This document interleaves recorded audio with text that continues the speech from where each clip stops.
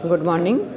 Corporate account के अंतर्गत हम लोग आज अकाउंट्स ऑफ इलेक्ट्रिसिटी कंपनीज के बारे में पढ़ रहे हैं। आप लोगों को ये लगता होगा कि कंपनी अकाउंट्स के अंतर्गत हम इलेक्ट्रिसिटी कंपनीज के बारे में क्यों पढ़ रहे हैं। एक्चुअल में कंपनी अकाउंट के अंतर्गत हम जो पढ़ते हैं वह 2013 के अंतर्गत जो प्रिंसिपल्स दिए गए हैं या नियम दिए गए, मेथड दिए गए, उनके अनुसार हम कंपनी अकाउंट पढ़ते हैं। लेकिन जो इलेक्ट्रिसिटी कंपनी है उनके लिए जो रेगुलेशन है या एक्ट है वह 2013 न होकर के 2003 है। दूसरा कारण ये होता है कि जो कॉर्पोरेट अकाउंट होता है उसमें हम बिजनेस के बारे में ही बात करते हैं। ये बिजनेस न होकर के एक तरह से सर्विस कंपनी कहलाती है। सर्विस कंपनी क्यों है? इलेक्ट्रिसिटी क्या है? वस्तु नहीं है, बल्कि प्रत्येक व्यक्ति को, प्रत्येक व्यवसाय गृह को, प्रत्येक हॉस्पिटल या संगठन को या प्रत्येक इंस्टीट्यूट को वह क्या करती है? लाइट का या इलेक्ट्रिसिटी या पावर की सप्लाई करती है। तो ऐसी स्थिति में इनके नियम अलग बने हुए हैं। अब क्या है कि जब कभी हम ये बात करें कि इलेक्ट्रिसिटी कंपनीज के द्वारा भी अलग से अकाउंट या उनका जो टैरिफ होता है, टैरिफ जिससे अपन चार्जेज कह सकते हैं, वह होता है, तो वह क्या होना चाहिए। तो वास्तव में क्या है कि जो इलेक्ट्रिसिटी है वह प्रत्येक व्यक्ति के लिए एक नेसेसिटी बन चुकी है। नेसेसिटी क्यों बन चुकी है? चाहे घर परिवार है, चाहे व्यवसाय है, चाहे फैक्ट्री है, चाहे उद्योग है, प्रत्येक स्थान पर हमें लाइट की आवश्यकता पड़ती है। तो यदि इसके संबंध में अगर नियम नहीं बनाए जाए तो जो निर्माण करता है इलेक्ट्रिसिटी के या जो है जनरेट करने वाले हैं या सप्लाई करने वाले हैं, तो उनके द्वारा किसी प्रकार का शुल्क क्या वसूल किया जा सकता है, अर्थात प्राइवेटलाइजेशन अगर मान लिया जाए तो ऐसी स्थिति में वो कंज्यूमर से बहुत ज़्यादा शुल्क लेंगे। तो ऐसी स्थिति में कंज्यूमर से अगर शुल्क ज़्यादा लिया जाएगा तो हमारी अर्थव्यवस्था पर प्रभाव पड़ता है। और कंज्यूमर के स्थान पर, कंज्यूमर में मैं अगर आप लोगों को कहूँ कि उद्योग धंधे भी आते हैं, तो हम ये देखते हैं कि जितने भी उद्योग धंधे हैं उनका टेक्निकल वर्क जो है या उनका जो भी वर्क है वह इलेक्ट्रिसिटी या पावर पर डिपेंड होता है। तो यदि हम इलेक्ट्रिसिटी एंड पावर पर सरकार का कंट्रोल नहीं हो तो ऐसी स्थिति में जो उद्योगपति होंगे, जनरेट करने वाले, लाइट जनरेट करने वाले होंगे, वो मनमाने तरीके से उनसे प्रति इकाई या प्रति यूनिट ज़्यादा वसूल करेंगे। और ऐसी स्थिति में जो गुड्स का प्रोडक्शन होगा वह हमारा महंगा हो जाएगा। और गुड्स का प्रोडक्शन महंगा होते ही हमारे जो समाज में है उन वस्तु का कंजप्शन कम हो जाएगा, अर्थात हमारी अर्थव्यवस्था पर किसी न किसी प्रकार का एडवर्स इफेक्ट पड़ेगा, ये मान के चलिए। तो इस बात को ध्यान में रखते हुए कंपनीज एक्ट 2003 बनाया गया है। कंपनी एक्ट इलेक्ट्रिसिटी एक्ट 2003 बनाया गया है।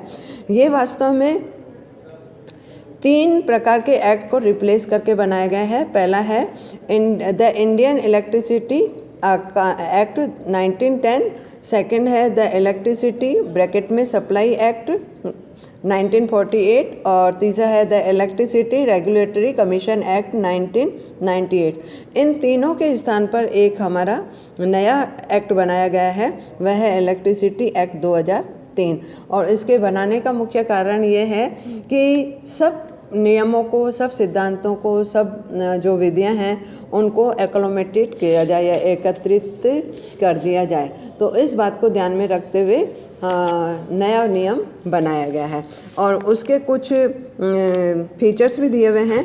वो फीचर्स मैं आपको बता रही हूँ कि इसके क्या ऑब्जेक्टिव हैं। सेपरेट आइडेंटिफिकेशन एक्टिविटीज़ हैं, लाइसेंसिंग है।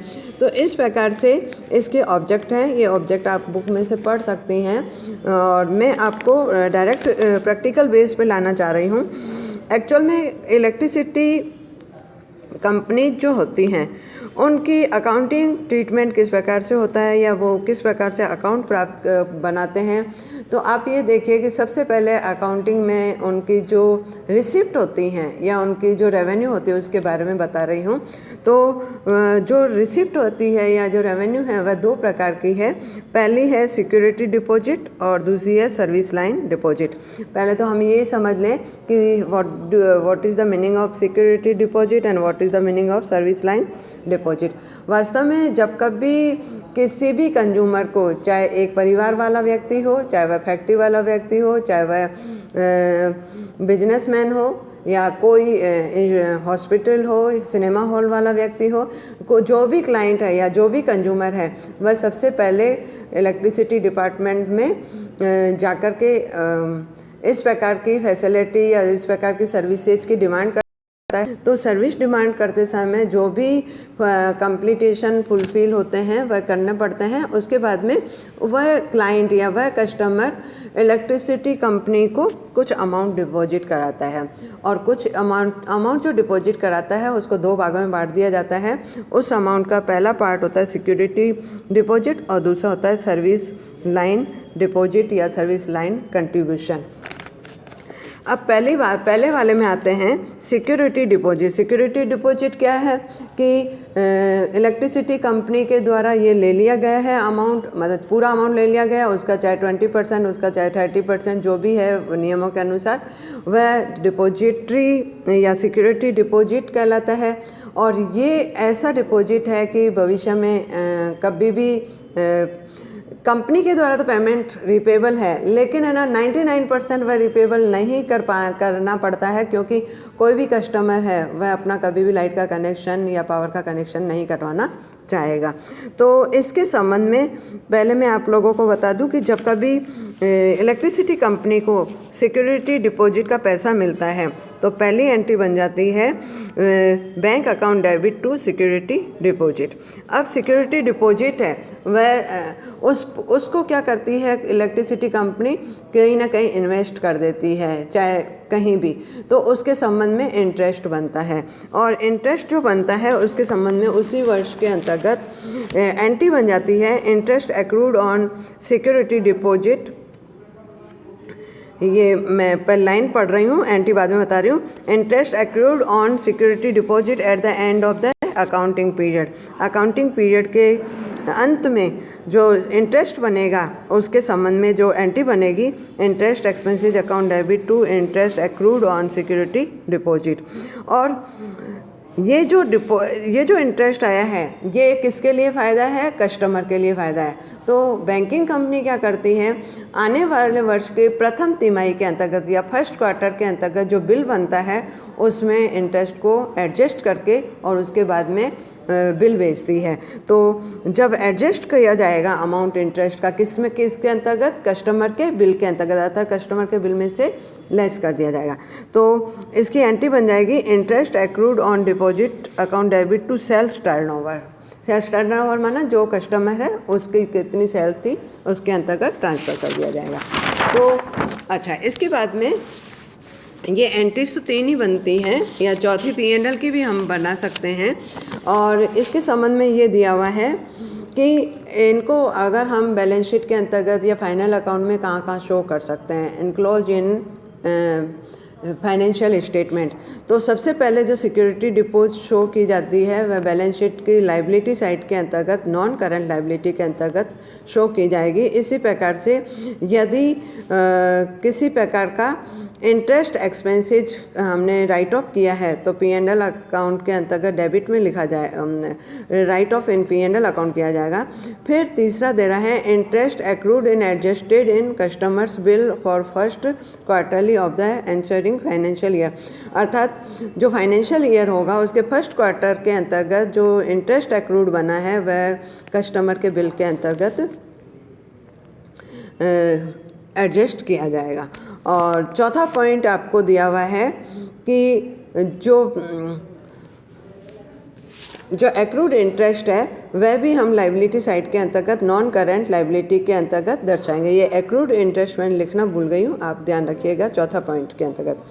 फिर आपको सेकंड पॉइंट जो रिसिप्ट है या रेवेन्यू है, मैंने अभी आपको थोड़ी देर पहले बताया भी था कि रेवेन्यू 2 प्रकार से या रिसिप्ट 2 प्रकार से प्राप्त होती है। एक तो सिक्योरिटी डिपॉजिट, दूसरा होता है service line contribution. Service line contribution का मीनिंग होता है कि जब कभी कोई भी कस्टमर कनेक्शन के लिए इलेक्ट्रिसिटी डिपार्टमेंट में जाता है तो वह एक अमाउंट जमा करवाता है। उस अमाउंट में से कुछ पोर्शन सिक्योरिटी डिपॉजिट कहलाता है और कुछ पोर्शन उसके घर तक पाइपलाइन बिछाना या हमारा फोरमैन जाकर वहाँ पर कनेक्शन करना या वो मीटर लगाना, इस प्रकार के जो खर्चे होते हैं इसको कहते हैं सर्विस लाइन से संबंधित खर्चे, और सर्विस लाइन के संबंध में खर्चे लिए जाते हैं। तो उनका ट्रीटमेंट या उनकी अकाउंटिंग किस प्रकार से की जाए, तो उसके लिए 4 मेथड हमारे पास हैं। पहला मेथड दिया हुआ है कंट्रीब्यूशन एज अकाउंटेड, अर्थात कस्टमर का जो कंट्रीब्यूशन है उसको किस प्रकार से अकाउंटिंग किया जाए। तो पहला जो दिया हुआ है उसको लायबिलिटी के अंतर्गत शो किया जाए, और इस चीज़ को मतलब तब तक रिकॉग्नाइज किया जाए जब तक कि एसेट्स की लाइफ ख़त्म नहीं हो जाती है, एसेट्स की लाइफ ख़त्म नहीं हो जाती है। और या फिर हम ये कह सकते हैं कि जो भी राशि प्राप्त हुई है उसको लायबिलिटी साइड में दिखाया जाए,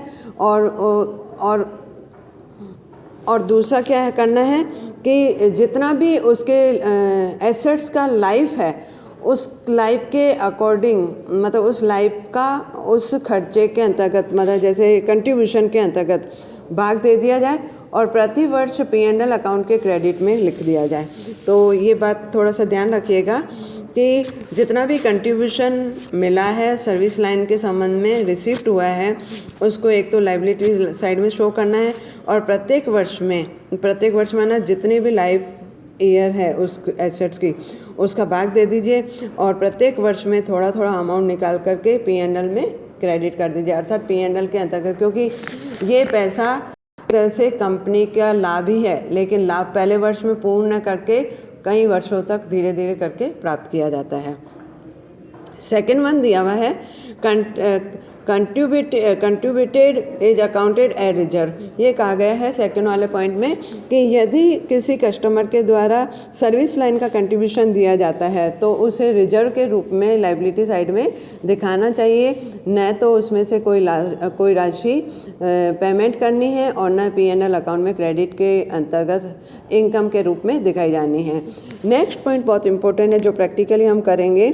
तो ये दिया हुआ है कि contribution is accounted as capital reserve and proportionate amount transfer to in income statement और P&L account during the expected life of the assets and match against depreciation as total cost of assets.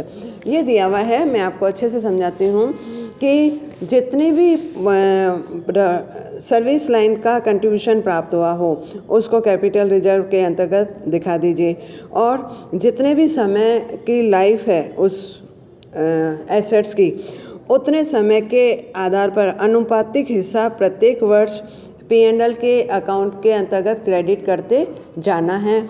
और credit करने के बाद में हमें ये देखना है, क्रेडिट करते जाना है, और इसके बाद में जो पूंजी संचय में राशि लिखी जाती है वह संपत्ति के कुल लागत में से डेप्रिसिएशन निकालने के बाद में ज्ञात की दिखाई जाएगी। तो जो भी राशि होगी वह हर वर्ष आपको डेप्रिसिएशन निकालने के बाद में मैच करके दिखानी है। और चौथा पॉइंट है आपके लास्ट वन कि contribute as accounted as reduction in the cost of assets. ये कह रहा है कि जितनी भी जो भी एसेट्स है उसमें से जितना भी कंट्रीब्यूशन मिला है वह पूरा का पूरा एक बार में ही लेस कर दीजिए, और फिर एसेट्स की नेट कॉस्ट आ जाएगी और उस पर आपको हर वर्ष डेप्रिसिएशन लगाना है। तो इस प्रकार से आपको क्या है, चारों विधियों में से कोई एक विधि यूज करनी होती है, लेकिन जो तीसरी विधि है वह सबसे ज़्यादा पॉपुलर है। और इसके संबंध में मैं आपको एंट्रीज भी बता रही हूँ कि पहला दे रहा है when amount is received from customer से जब राशि प्राप्त होती है, तो bank account debit to capital और ऑब्लिक सर्विस लाइन कंट्रीब्यूशन। और हर वर्ष हम क्या करेंगे, इसमें से राशि निकालते जाएंगे और P&L में डालते जाएंगे। तो service line contribution account debit to P&L। फिर आपको कह रहा है कि फाइनेंशियल स्टेटमेंट में किस प्रकार से शो करना है, तो इसको कैपिटल रिजर्व के रूप में शो करना है under head of the reserve and surplus. Thank you.